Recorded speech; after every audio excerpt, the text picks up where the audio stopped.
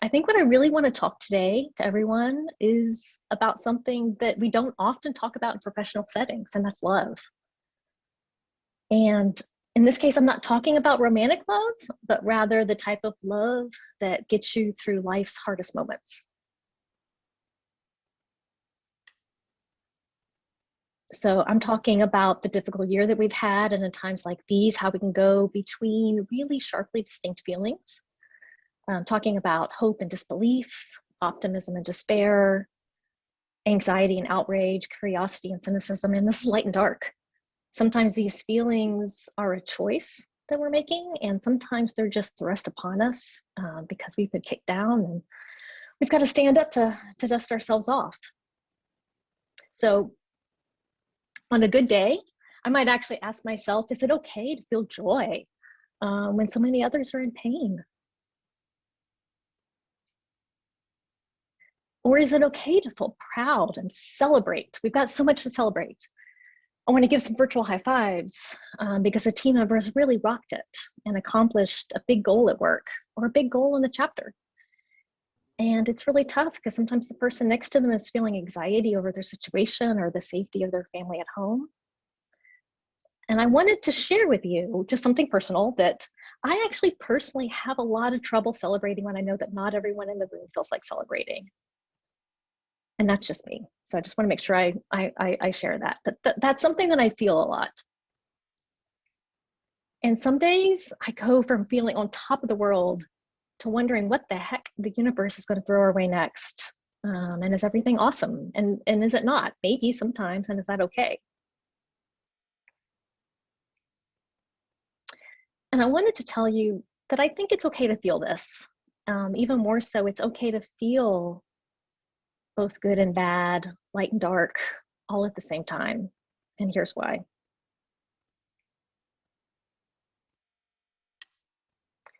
I want to say it's okay because grief and love are sisters. They're woven together from the beginning. So joy can actually remind us of what's important to us, and sadness can help us connect with those that we love. Even a sense of loss is a reminder of something that we hold dear. I mean, how many of you have realized over this past year how much family or travel, or even something as simple as sitting in a restaurant with some friends is dearly important to you? I got to do that last night. And I will have to say that it was so important to me. And I can't believe how I can go on any longer without having those experiences. And I think this year has taught us that we have a much better grasp now on what's important to us and what we can do without. Grief and love truly are sisters from the beginning. And I love this quote, this kind of sisterhood reminds us that there's no love that does not contain loss, and no loss that isn't a reminder of the love we carry for what we once held close. So, sorry here. All year I've been watching and learning about how so many of you have dealt with this COVID world that we've been in. And what I've seen is that you guys have gone all in. I've seen so many examples of how you as chapters have found new voices in DEI, or stepped up to continue delivering day after day after day for your members, and even finding new creative ways to engage virtually. I mean, you're doing it. And you're doing this dedicated work while dealing with the job changes and the huge disruptions in your lives, and even the loss of loved ones. And it's actually truly inspiring. I mean, you inspire me. So your work is actually what's keeping this community connected. You're doing this and you're uniting us at a time when many of us can feel disconnected. So I show this image here, and I don't know if you're ever been to one of those spots that have those love locks like these attached. And you might have seen them on a bridge or some other structure. And if you had, then you know that they were left there by someone as a symbol of their love and affection. And I really like to think of AMA in a similar way. Through our work, each of us are adding our own part to these love locks as our journey. And whenever we do this, we're actually creating a strong bond with all the givers around us. In fact, I don't know if it's possible, but I feel actually more connected to everyone now than ever. And it's in this box that we're in that we're still finding connections with each other. So we're still doing it. And I've often found that when I'm finding connections in this way, I'm actually also finding a better connection to myself and who I am as a person. And I think right now, if we actually were here in person, I'd probably pause right now and stop and ask you to really appreciate the person next to you and really think about what those fellow volunteers mean. So we're not quite in person, but I think I'm going to pause anyways. And the reason I'm going to pause is because for every person that you see here this weekend, there's many more stories about great AMA volunteers around there. We just heard some of them. And I'm really honored to be part of this Rick Sweeney chapter of the Volunteer of the Year honors. And I actually want to pause. I'm going to stop my presentation and have a couple of, actually two of our finalists are here tonight, Craig Lund and Greg Millman. And I'm actually going to stop here. I'm going to call them up to the stage because I actually want to talk to them. So let me make sure I get everything going back over here again. So hopefully we're back to the Brady Bunch format again. So Craig, are you here? I'm here. Can you hear me? I can totally hear, and I can see you too. I see your box. So Craig, you're an amazing volunteer, and I want to hear from you what message of appreciation you have for this group or for your volunteer experience. Wow, you know, I really love the fact that you picked on love for the theme of your talk, because I think gratitude is so important. And I'm not sure what happened with a lot of you, but during COVID, my business being in recruitment, especially for marketing, really flatlined. And there was a lot of stuff going on around that time with AMA and, you know, my chosen family, essentially, that gave me a sense of purpose when there was nothing else going on, and being able to be someone who could support our industry. You know, the mentoring programs that we run became vital touch points for our community to feel connected and to have a sounding board. And I'm sure career conversations maybe went sideways when life conversations became front and center. And I think, you know, like we talk about with mentorship, you know, an external program is about your life and your work. You know, that's why our program does so well compared to internal programs. Your boss doesn't want to hear about a divorce or fertility problems, but mentorship allows you to do that. And so I'm really grateful that I've had a place where I can give back to my community. I started 15 years ago on the board. I know I'm only 28, but no, I have gained so much from being a part of AMA. It's been where having a small business, had the opportunity to develop my leadership, something that you can't do when you're a little guy. You don't have a boss above you to do that for you. And it's been such a privilege to give back to so many people in this way. And it's come back hand over fist as far as my reputation in the industry, the relationships I've built on the board, past presidents who are good friends of mine. We get a couple of drinks together every now and then. It's not just work. And so I really wish that everybody could have the same experience. And Robin, congratulations, and thank you for sharing the stage with me as well as our peers in the honorable mention. And congratulations to all the others who were nominated this year. Thank you so much, everybody. Oh, thank you, Craig. And I appreciate you sharing your story. I appreciate you. And it sounds like that there is a part of this for you that's more than just a volunteerism. It's part family too, it sounds like. 100%. Yeah. Well, let's talk to Greg Millman. Sorry, I can't even talk anymore. Greg, how about your appreciation for everyone?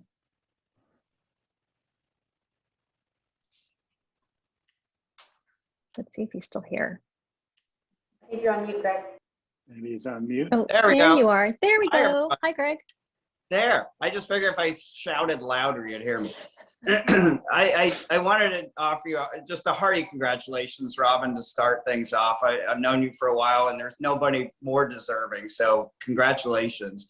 You know, they say you should surround yourself with people who inspire you and who you appreciate. And you know, I was reflecting, I've been fortunate enough to be in the same chapter as Miles Bristow, who is a Volunteer of the Year winner. When I was president, my PCC rep was Amy Favreau, a Volunteer of the Year winner. On the PCC, I served with Karen Albrecht. Guess what? Volunteer of the Year winner. And there was also on the board a young lady named Robin Tooms. So obviously these people inspire me and I appreciate them. But I want to take a moment just talking about the dozens and dozens, maybe hundreds of volunteers who I met through my journeys. And, they inspired me. And I have just an immense amount of appreciation for all the AMA volunteers. Every one of them as board members and as chapter leaders exhibited commitment to excellence that actually made me try harder. These folks, just like yourselves, they gave time and energy to attend Summit, to attend the regional retreats, luncheons, board meetings, planning sessions. They gave up family time. They gave up vacation days. And for what? It's certainly not the pay. It's not the fame. They did it because they believed in a cause. It's the value that the AMA provides for the marketing profession and marketers and communities all across North America. And I'm talking about each of you as well. I may have crossed paths with some of you. Many of you I've probably never met, but I already know something about all of you. And it's that you're special, you are leaders, and you make a difference. And I appreciate that, and we all do. And I would be remiss if I didn't just thank the tireless energy and unwavering support of the support center staff in Chicago. As a PCC rep, I kind of got a peek behind the curtain, and I assure you that this group of professionals has your back, and they're doing all they can to make you and your chapters the best they can be.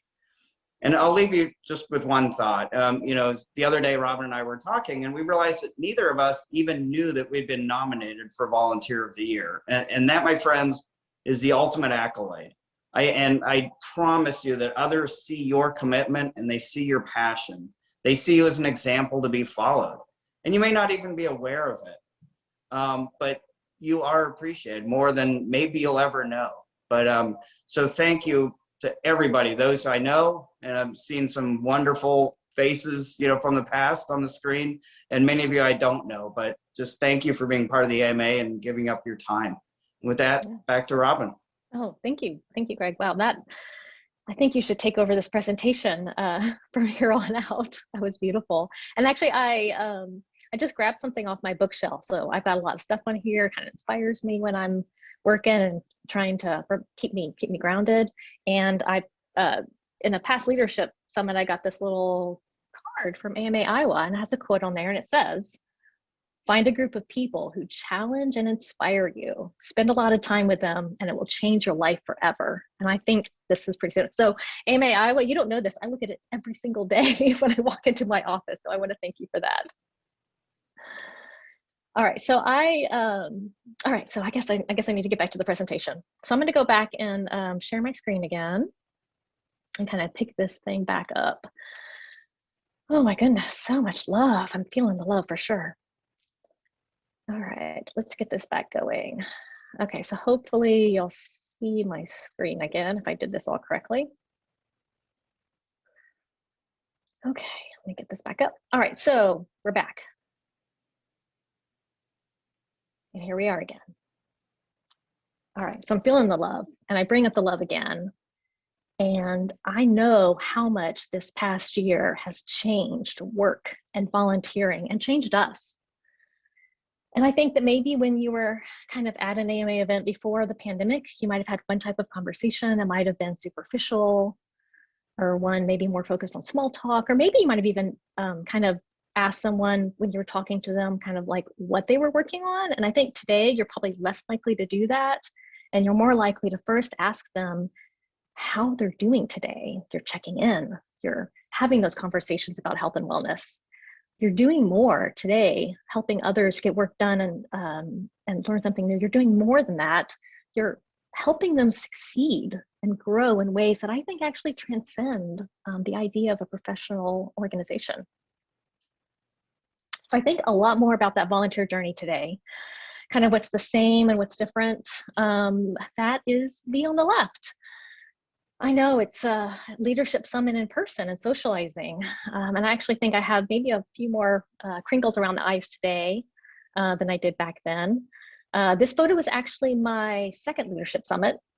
I forgot to take photos of myself at the first leadership summit. I couldn't find any. So if some exist, I just don't know where they are. Excuse me. But at my first leadership summit, I was just smitten and in awe of the amazing volunteers I've met. And I'd say by the time you see this photo here, I was at the Second Leadership Summit and I was head over heels in love. And was completely in love by that point. And I came to feel this way because I knew that I was part of something bigger than myself. And that by volunteering, I wasn't just helping myself become a better person, I was helping those around me become better too. And in fact, I think it was easy for me to see that because everything we did as volunteers was so visible.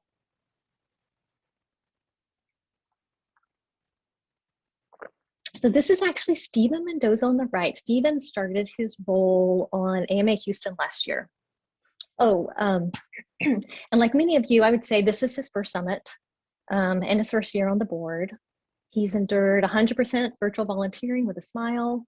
And because of this COVID year, maybe not everything he's doing right now is as visible as it once was with AMA when I started my volunteering journey. But that doesn't mean it's any less important. He was actually kind enough to share his story with me when we talked on the phone. And that's what I love. I love so many stories. I love the stories from our other finalists. And I too wish actually Kemper were here. I'd love to hear her story in person. But what really struck me was that we shared something in common. And I'd say as kind of a newer volunteer, kind of the idea of opening yourself up to hope and opportunities and to be seen is just as much alive now as it was then. And I want for Stephen the same thing that I felt at Leadership Summit that year. I felt at home, and I want this. I want the same thing for Stephen. I hope everyone here feels at home as a volunteer at AMA, just as I do. That's why I think it's so wonderful the work we're doing. We're welcoming everyone to this home that's volunteering at AMA.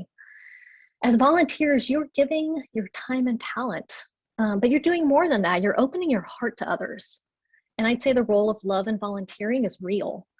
Like you're appreciating the heck out of each other and you're loving and caring for each other with what you're doing. And you're finding new ways to help us learn and grow. And I'm not just talking about professional development. I'm talking about growing as people. And you're just bringing about a new age of volunteerism. And for that, I'm grateful. I will say that I've heard Russ Klein say that you can't be kind of grateful and happy at the same time, or grateful and unhappy at the same time. And I would say the same thing about being overwhelmed. You can't be grateful and overwhelmed at the same time. So it's really a powerful state to be in. So I want to remind you that one candle can light 1,000 other candles without diminishing its light. They're not losing something. And I think volunteering is the same way. You're turning your candle into a bonfire, and that light is infinite. And you're walking together and believing each other to accomplish the impossible. And today is a wonderful day because we get to celebrate the joys and successes of our chapters. I'm here wanting to celebrate with you, and I hope everyone in the room is ready to do the same. And if you're not, I'm here for you as well. I want to remind you that the celebration is what unites us and reminds us that we're part of this whole community. Can't get through this presentation because of you. I love you guys so much. You are succeeding. You're doing it. You're doing it not because the success is that it's not an output on your goals on a scorecard. You're succeeding because you're pursuing something bigger and you're helping each other with infinite love and kindness. And I know we're not going to be able to avoid the difficult years that are going to happen, but we can choose how we cope with it. We can choose how we can find meaning in it and move forward with a renewed sense of purpose. So a reminder that happiness and success come out of the pursuit of what you find meaningful. So I do want to thank you. It's been a difficult year, but in looking back and around, what I actually remember most about this year is your spirit and energy as volunteers, and that's what got me through this. And as volunteers, you give and live with all of your heart. So I do want to close with a thank you. I mean, thank you from the bottom of my heart to all of you. So y'all are wonderful, and I hope you know how much I love you. So thank you.